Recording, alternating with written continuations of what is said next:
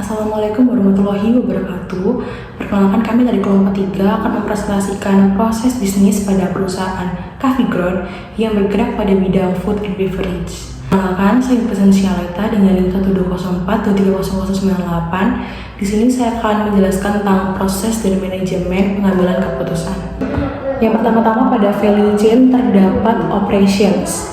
Operation tersebut di subproses, kemudian di operation sendiri ada pula subproses mengenai proses manajemen dan pengambilan keputusan. Di proses manajemen dan pengambilan keputusan ini merupakan basic dari proses bisnis. Yang pertama, owner tuh mendapatkan laporan terkait kendala yang harus diselesaikan. Kemudian laporan tersebut dianalisis. Apabila ada kendala, maka owner berhak untuk melakukan evaluasi kinerja. Kemudian owner juga berhak untuk mengidentifikasi kendala apa sih yang terjadi. Kemudian di sini terdapat dua proses paralel yang dapat dilakukan oleh store leader. Store leader sendiri merupakan bawahan atau orang kepercayaan dari owner. Store leader dapat melakukan atau menyampaikan ide atau gagasan yang mereka miliki. Kemudian owner sendiri melakukan brainstorming solusi. Apabila kedua subproses tersebut telah dilakukan, maka solusi dapat dilaksanakan. Dan juga setelah solusi dilaksanakan, owner juga berhak melakukan monitoring. Setelah itu berhenti pada N, kendala telah terselesaikan. Apabila tidak ada kendala, maka lanjut kepada subproses tentang proses operasional dilakukan. Kemudian setelah operasional dilakukan, owner juga berhak untuk meninjau laporan lebih lanjut. Lalu laporan disimpan, kemudian menyusun target tahunan. Lalu owner juga melakukan dua proses atau aktivitas di sini, yaitu menambahkan inovasi baru dan juga melakukan ekspansi. Setelah dua proses tersebut dilakukan, maka owner berhak untuk memutuskan strategi apa sih yang strategis bagi perusahaannya. Lalu yang terakhir, owner menetapkan target, maka operasional telah selesai. Dikarenakan tadi ada proses operasional dilakukan itu merupakan subproses, maka advance-nya yaitu proses operasional. Proses operasional di sini terjadi hanya satu aktor, yaitu owner itu sendiri. Dia menerima laporan tidak adanya kendala, lalu memproses operasional itu dimulai dari setelah menerima laporan tidak adanya kendala. Setelah menerima melakukan proses, dia juga memonitoring proses operasional. Setelah memonitoring itu dilakukannya analisis proses operasional. Apabila ada kendala, maka kembali mengidentifikasi kendala tersebut dan juga menganalisis kendala yang terjadi. Lalu lanjut ke brainstorming solusi yang dilakukan oleh owner itu sendiri, kemudian mempraktekkan atau mengimplementasikan solusi tersebut. Maka monitoring akan selesai. Apabila tidak ada kendala dalam proses operasional, maka dapat melakukan dokumentasi hasil operasional tersebut. Setelah didokumentasikan, maka data itu akan disimpan dalam database. Setelah disimpan, akan membuat laporan yang berisi hard file, dokumen tentang laporan operasional, dan proses operasional telah selesai. Untuk simulasi waktu mengenai proses bisnis pengambilan keputusan itu sendiri, yang pertama, laporan itu dianalisis oleh owner dalam kurun waktu 3 hari. Kemudian setelah dianalisis, maka owner akan mencari atau mengidentifikasi kendala yang terjadi itu dalam waktu 12 jam atau setengah hari. Lalu saya buat di sini solusi dilaksanakan itu dalam tempo 3 hari. Selagi melakukan solusi, owner juga melakukan monitoring kepada karyawannya. Lalu setelah melakukan monitoring dan solusi di jangka waktu yang sama, maka store leader juga berhak menyampaikan gagasan dan juga ide kepada owner dalam hari yang sama, yaitu dalam 12 jam atau dalam setengah hari. Kemudian setelah memberikan ide atau gagasan, maka owner juga berhak untuk mengevaluasi kinerja. Evaluasi kinerja itu dapat dilakukan dalam tempo 1 hari, di mana owner dapat mengumpulkan karyawan tersebut, karyawan yang dia miliki, dan juga mengevaluasi kinerja mereka.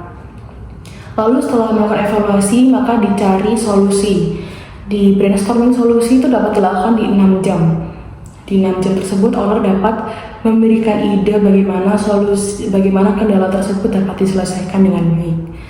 Maka total dari proses manajemen dan pengambilan keputusan yaitu selama 7 hari. Di situ owner dapat memecahkan dan juga memberi ide serta melakukan evaluasi kinerja selama 7 hari. Oke, dan sekarang kita akan lanjut ke divisi outbound logistik. Jadi outbound logistik ini berfungsi sebagai rantai pengaliran barang agar bisa sampai ke tangan customer itu sendiri. Oke, sekarang kita langsung masuk saja ke outbound logistik. Oke, di dalam outbound logistik ada proses lagi yang namanya distribusi produk ke pelanggan. Dan kita langsung masuk saja.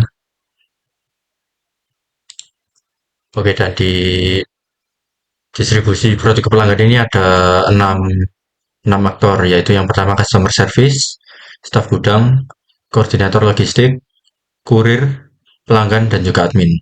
Oke, dari yang pertama di customer service dahulu. Jadi customer service akan menerima pesanan dari pelanggan.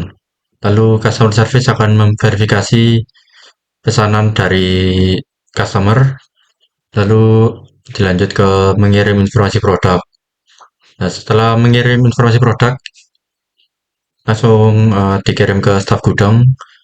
Lalu staf gudang akan menerima informasi produk yang sudah diterima. Lalu setelah itu mengecek ketersediaan produk. Nah, di sini jika produknya tersedia, kita langsung ke sini saja. Kalau tidak, pemesanan akan batal. Oke, jadi kita langsung masuk ke tersedia aja. Oke, sebelumnya sekarang ini ada subproses yang beramakan proses pesanan pelanggan. Sekarang kita tinggal masuk saja. Oke, di proses pesanan pelanggan ada hanya ada satu aktor bernama staf gudang. Jadi yang pertama dimulai dari produk tersedia, lalu pengambilan produk, lalu ada XOR lagi, mengecek kondisi barang. Jika kondisi barangnya rusak, akan mengirim laporan kerusakan, lalu dikembalikan lagi dan kembali lagi ke sini.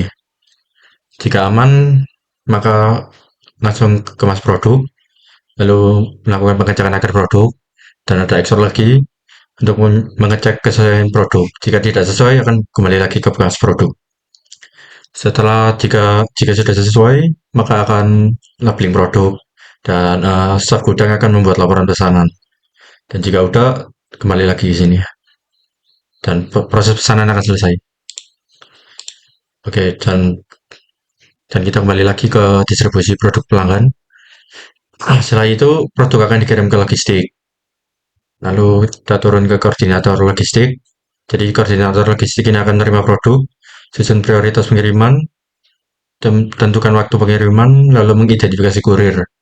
Lalu akan turun ke kurir untuk muat produk kendaraan kurir. Lalu kurir akan memverifikasi keamanan produk. Lalu kembali lagi ke koordinator logistik untuk menerima verifikasi produk. Dan jika produknya aman, akan lanjut ke sini. Dan jika tidak, akan kembali lagi ke proses pesanan pelanggan. Setelah itu akan mengkonfirmasi keberangkatan kendaraan, lalu kurir akan menerima konfirmasi keberangkatan, lalu produk akan dikirimkan ke pelanggan. Jika sudah produk sudah diterima, lalu pelanggan akan mengonfirmasi. Lalu si admin ini akan update status pengiriman produk, lalu membuat laporan pesanan, dan pesanan selesai. Oke, langsung saja kita ke simulation view. Di sini kami menggunakan time analysis. Lalu langsung saja kita run.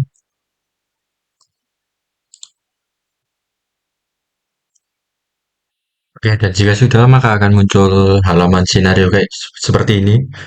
Bisa dilihat ini distribusi produk pelanggan. Flex time-nya sekitar 1 hari 8 jam. Jadi ya sesuai real time, efek time-nya seperti ini. Oke, dan seperti itu saja presentasi dari saya. Jika ada salah kata, mohon dimaafkan. Sekian, terima kasih. Assalamualaikum warahmatullahi wabarakatuh. Saya Renata Gara Ramadhani dari kelompok 3 dengan proses bisnis Cafe Ground. Di sini terdapat value chain yang dimana primary activity-nya terdapat inbound logistik.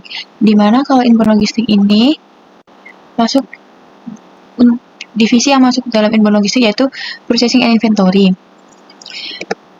Untuk masuk ke aktivitas bisnisnya ini terdapat 15 sesuai dengan ketentuan. Di sini terdapat aktor staff serta pihak kedua yaitu supplier. Alur aktivitas bisnis ini dimulai ketika ada laporan barang yang harus dibeli. Lalu staf akan mengecek kesesuaian stok. Jika sudah dicek, maka terjadi gateway paralel yang dimana bisa dilakukan bersamaan yaitu input data serta set limit stok. Jika data sudah tersimpan di sistem, maka akan dilakukan analisis kebutuhan untuk mengetahui barang-barang apa aja yang diperlukan, yang ingin di purchase. Terus setelah selesai akan menghubungi supplier. Jika sudah, akan membuat purchase order, lalu akan mengirimkan pesan ke supplier. Jika supplier sudah menerima, jika supplier menolak, maka akan terjadi di gateway XOR yaitu ke kondisi tidak yang dimana akan melakukan purchase order lagi. Setelah itu, kalau disetujui maka akan supplier melakukan pengiriman yang dimana membutuhkan waktu sekitar 1-7 hari. Setelah itu akan diterima barang yang dimana ini terjadi subproses. Jika barang sudah diterima oleh staf logistik, maka barang pesanan akan dicek dari kesesuaian stok, terus barang yang diminta sesuai apa tidak. Jika sudah, nanti akan dilakukan cek expired barang pesanan. Nah, terus akan terjadi gateway XOR yaitu jika pesanan sesuai, maka pesanan sudah didapat. Jika belum, akan dibuatkan jadwal untuk pembelian barang kepada supplier dengan mengirimkan pesan ke supplier. Jika supplier sudah menyetujui, maka akan dilakukan pengiriman ulang untuk barang yang akan diganti dengan estimasi 1-7 hari. Ini akan melewati alur yang sama seperti sebelumnya. Nah, untuk itu kembali ke cek invoice. Jika sudah selesai, maka input pembelian invoice ke sistem. Jika sudah, barang akan ditaruh ke dalam logistik dan pembelian barang selesai. Nah, untuk advance-nya di sini terdapat subproses terima barang yang dimana ini membutuhkan aktivitas lagi di dalamnya. Di sini terdapat intermediate message untuk mengirimkan pesan pengembalian barang ke supplier serta ada timer untuk proses pengiriman. Di sini juga terdapat database untuk menyimpan barang di dalam. Lalu untuk yang simulation results-nya di sini purchase order yang diterima yaitu sekitar 100 pesanan yang harus dibeli. Yang harus dibeli itu sekitar 100 pesanan maksimal. Lalu untuk membuat purchase order itu membutuhkan waktu kurang lebih 1 hari. Untuk menginput data yaitu 5 menit. Untuk set limit stock itu 5 menit juga. Analisis kebutuhan sekitaran 10 menit untuk membuat ringkasan apa saja yang dibutuhkan. Terus untuk menghubungi supplier kurang lebih 1 hari. Untuk melakukan cek kesesuaian stok yaitu membutuhkan kurang lebih 10 menit. Lalu untuk memantau pengiriman semuanya tergantung dari pengiriman yang biasanya dapat terjadi 1-7 hari. Tapi di sini saya menginputkan 7 hari. Terus untuk cek invoice itu juga bisa 5 menit, input juga 5 menit, untuk menata barang di logistik 10 menit. Jadi untuk terima barang kurang lebih 1 hari, jadi untuk totalnya itu sekitaran 17 hari.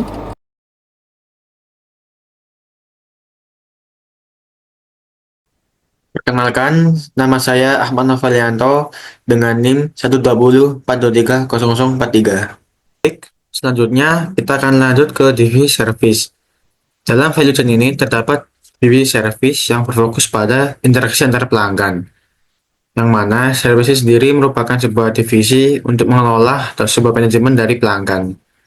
Kita lanjut masuk ke dalam service. Dalam dalam service ini terdapat subproses yang bernama manajemen pelanggan. Lalu di dalam manajemen pelanggan terdapat sebuah alur aktivitas proses bisnis yang mana melibatkan 4 aktor, yaitu ada pelanggan, ada kasir, ada pelayan, dan ada barista. Dimulai dari pelanggan. Pelanggan diminta untuk melakukan pemesanan dan menginputkan sebuah pesanan, lalu pesanan akan diterima oleh kasir dan kasir akan mengecek ketersediaan barang tersebut. Ketika tidak ada, maka pesanan akan dibatalkan. Jika tersedia, maka pelanggan diminta untuk melakukan sebuah pembayaran. Dalam pembayaran ini, pelanggan bisa memilih 2 tipe aktivitas, yang mana jika tunai, maka pembayaran diterima untuk pembayaran. Jika membayar debit, maka hanya cukup melakukan bukti scan pembayaran. Jika sudah, maka lanjut ke kasir akan memverifikasi pembayaran. Di dalam verifikasi pembayaran, terdapat sebuah proses yang di dalamnya terdapat verifikasi pembayaran. Nah, pada verifikasi pembayaran ini merupakan sebuah advance PPMN dari proses manajemen bisnis pelanggan. Dimulai dengan start management, yang mana saat ini proses yang dimulai dengan pemicu sebuah pesan yang diterima dari partisipan lain. Setelah menerima pesanan dari pelanggan, setelah menerima notifikasi dari pelanggan, maka selanjutnya merupakan validasi pembayaran. Di validasi terdapat opsi untuk tunai. Jika tunai, akan konfirmasi penerimaan uang dari kasir. Jika non tunai, maka verifikasi bukti pembayaran. Setelah tipe pembayaran diterima, maka akan konfirmasi pembayaran. Dan konfirmasi pembayaran maka akan mencetak invoice. Invoice ini dicetak dengan menggunakan data objek. Lalu verifikasi pembayaran adalah diterima. Lanjut ke manajemen pelanggan proses bisnis. Setelah verifikasi dilakukan, maka selanjutnya barista akan menerima pesanan. Setelah pesanan diterima, maka barista akan memproses sebuah pesanan dan pesanan selesai. Setelah selesai, pelayan akan menerima pesanan dari pelanggan dan pesanan selesai. Lanjut ke bagian simulasi view.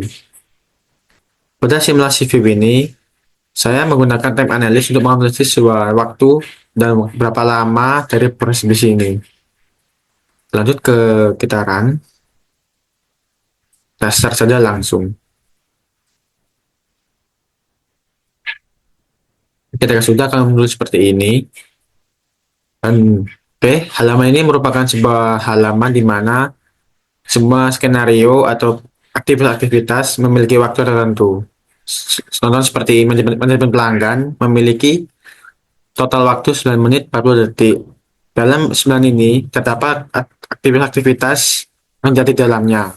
Contoh seperti pesanan selesai memerlukan waktu 2 detik, dan terima untuk pembayaran memerlukan waktu 20 detik, dan tunai memerlukan waktu 20 detik, dan bukti scan pembayaran memerlukan waktu 20 detik, dan debit memerlukan waktu 20 detik, dan melakukan pembayaran memerlukan waktu 1 menit, dan terima pesan dari barista memerlukan waktu 5 detik, dan cek ketersediaan stok memerlukan waktu 2 menit, dan input pesanan memerlukan waktu 10 detik, dan menerima pesanan dari pelanggan memerlukan waktu 20 detik, dan menerima pesanan memerlukan waktu 5 detik, dan pesanan diproses memerlukan waktu 2 menit, dan verifikasi pembayaran lakukan waktu 10 detik. Semuanya jumlah dan dihentikan dengan waktu 9 menit 42 detik.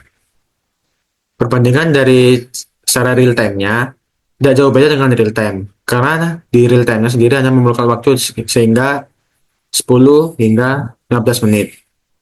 Jadi tidak jauh beda dengan kondisi di real time-nya dengan proses bisnis yang kita buat. Mungkin cukup sekian dari saya. Apabila ada kurang katanya mohon maaf. Terima kasih.